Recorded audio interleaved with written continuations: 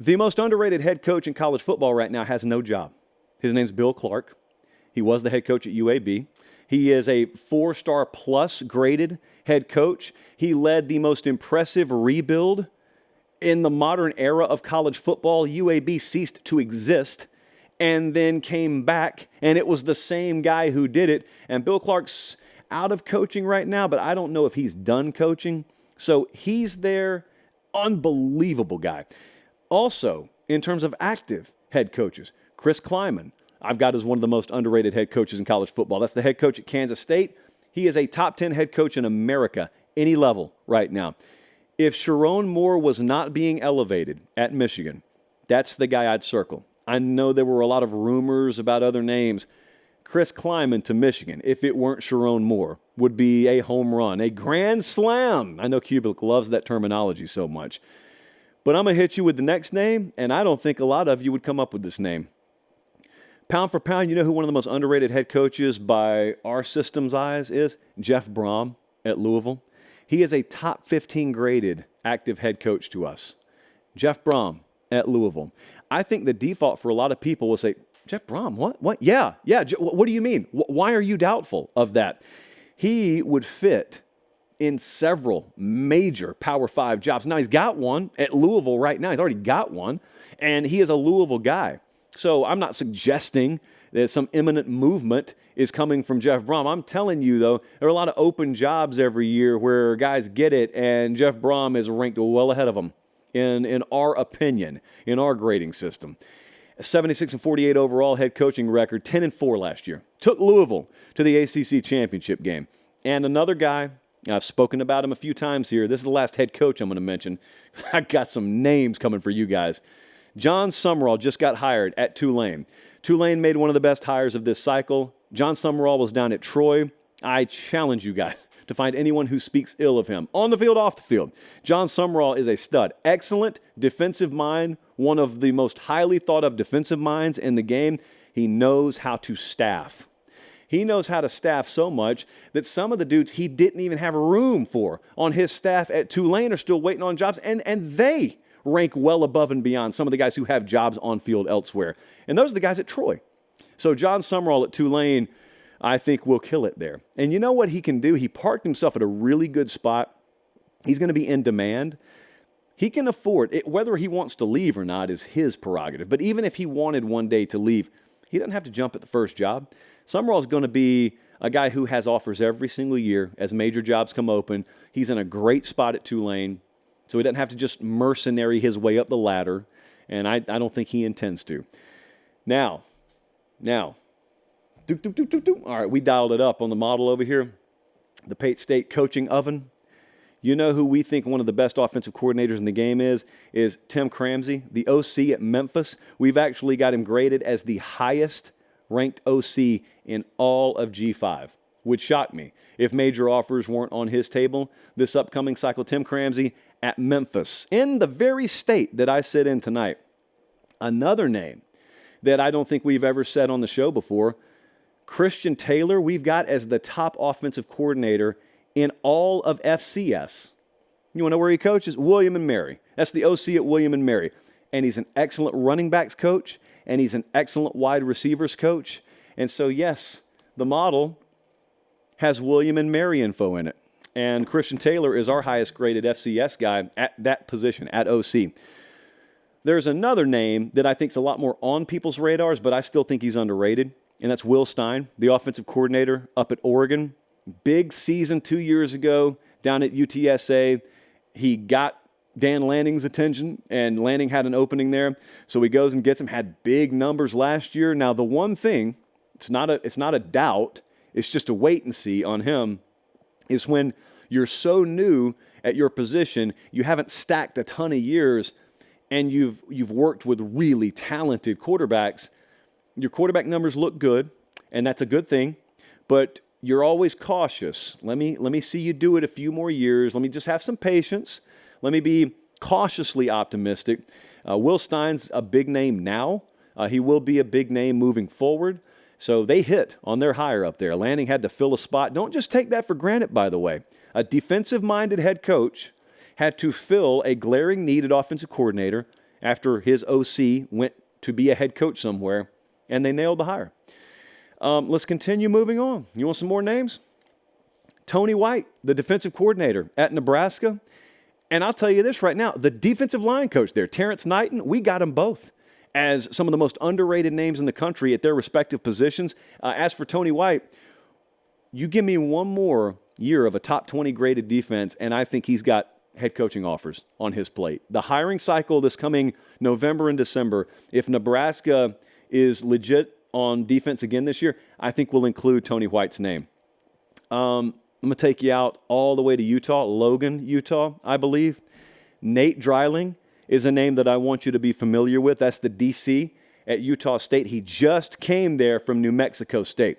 Top defense in Conference USA last year. Rising star, 33 years old right now. We have Nate Dreiling circled, like red Sharpie circled. They held opponents to 23.9 points per game in 2022, 22.8 last year.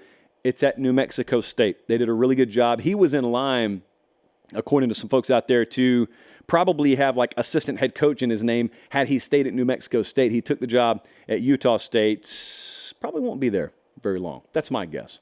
Also, a little different angle here, but another name that is flashing on our radar is Scott Simons. Scott Simons is the defensive coordinator down at SMU, and he's good with high snap count teams.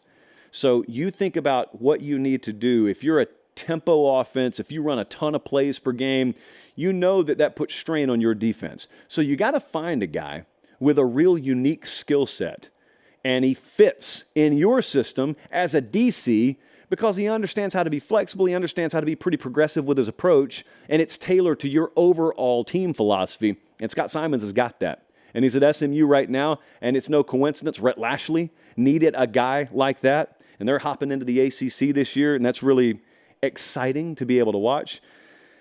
I got a couple of names for you here. I'm going to talk salary with you for a second because we track that as well. So LeVar Woods is widely recognized as the best special teams coach in America. He's at Iowa, but he's not on this list because I don't think he's underrated. The entire point of tonight is give me underrated head coaches. So LeVar Woods, man, like here are just bouquets worth of flowers for him. He's number one, and I know that I don't believe in this statement, but number two is not really that close to him. So LeVar Woods is in a league of his own. Great movie and accurate description of LeVar Woods when it comes to special teams coordinators. But let me tell you what else has happened in the Big Ten up there. Robbie Disher is the special teams coordinator at Illinois. And let me tell you about him. He's a 4.5 star graded special teams coordinator for us. Phenomenal. He's making about $300,000 a year as best we could tell right now. Now, if that number's incorrect, someone can correct us. But it looks like he's making about $300,000 a year. And that is fascinating because when you go with that grade combined with accurate pay scale, in the Big Ten, just by Big Ten standards, where I think they allocate about 3.7% of an overall coaching salary pool to special teams, he should be at the $400K per year number minimum. But if you broaden it and you go all Power 5, and let's just say, for example, you had an Alabama or a Georgia, Ohio State, some of the biggest salary pool teams in the country come knocking at the door, according to grade over pay scale, he should be in the $7 to $750 per year range. So not only does Illinois have one of the best special teams coordinators in the country on their hands, they've got one of the most ridiculous discount deals for a special teams coordinator going in America. I don't know how they pulled that off. I have no clue, but congratulations for them. Scotty O'Hara is a wide receivers coach who is a free agent right now. This boggles my mind when I see this stuff happen. How does this guy not have a job 3 nanoseconds after the staff at UTEP falls apart? So Daimel and the staff there, they get fired, and a lot of guys are out of a job. Some of them should be. This dude's a 4-star graded wide receiver coach. To give you an idea of how Scotty O'Hara stacks up, we got him graded higher than 80% of active wide receiver coaches. All levels, guys. I'm talking Big Ten, SEC, all the levels. Scotty O'Hara's sitting over here on the bench, and we got him graded higher than 80% of guys who have jobs in his in his field? I have no clue. I did asking, I did digging today. As far as we can tell, there's nothing hidden. Like there's no follow-up, there's no addendum. It's just no one has seen fit to hire him. And judging by how much staff turnover we see every year, you see how inexact a science hiring is. That's how guys like that end up on the sideline. I don't think he'll be on the sideline for long, but Scotty O'Hara, someone probably should wisen up and go grab that guy, wide receiver coach. Eric McDaniel, oh, shocking. John Summerall's got another one on his staff. He's the defensive line coach at Tulane right now. He is squarely in the mix for one of the most underrated coaches in college football. And I'll tell you this, I talked about what Summerall left behind at Troy and how good Summerall is at staffing. You got guys like Eric McDaniel he's bringing along with him. You got guys like Dave Mackey, for example, is a coach who's done really good things in the secondary with them, but also really good and underrated recruiter in the Southeast. That's a guy who, as far as I can tell, hasn't even been hired again yet. And so, again, I know for a fact there are coaches out there who are not happy, for example, with the state of their secondary staff right now, and they could definitely use some help recruiting in the I-20 and 85 corridors in the South. And I got guys that were just shining under John Summerall, still down here looking for jobs in the South. Hit me up. Well, I won't get my phone number out, but DMs are open, guys. What about Kevin Peoples? LSU and Brian Kelly have made splash hires recently. Got Bo Davis, big, but Bo's not underrated. Bo's been at Texas and Bama and LSU, makes over 7 figures a year. Like, he is properly rated. Blake Baker got the DC down there from Missouri. But I think Blake Baker's on enough radars. What have I told you? We got Kevin Peoples graded above both of them as defensive coaches. Kevin Peoples comes in as the defensive ends coach here, and he is a stud, and he came from that Missouri staff. So Blake Baker brought him down there with him. LSU has upgraded their defensive staff as well as any team at any level of college football has. Now, that's a testament to how bad it was last year, but also a testament to how intentional Brian Kelly got about making sure they don't lose because they can't hold teams under 40 ever again, because that's not a problem LSU football should ever have. And Colin Hitchler at Alabama, when Kalen DeBoer hired him, when Kalen DeBoer hired Colin Hitchler, there was a collective, out of Wisconsin, because they knew they had one of the best safeties coaches in college football up there. And we still think he's criminally underrated, although he just got hired by Alabama. So maybe he's not underrated much longer. He is an immediate on-field upgrade for them. I think he'll be a very good recruiter in time for Alabama and the South. He was responsible for that Cincinnati secondary, by the way, a couple of years ago that you guys saw make the playoff and then sent multiple guys to the NFL draft. Colin Hitchler, one of a few very, very shrewd hires that Kalen DeBoer has made. I'm telling you, yeah, they lost Nick Saban, and that's the story. That coaching staff as a whole is upgraded from what Bama had the last few years. You take that and do whatever you want to with it. I'm telling you, I'm looking on paper here, and it's pretty definitive. I feel pretty safe saying that. So those are some of the underrated coaches in college football. I could have gone all night. Immunity. Could have gone all night. In fact, maybe that's just part one. Maybe we'll continue to do this segment.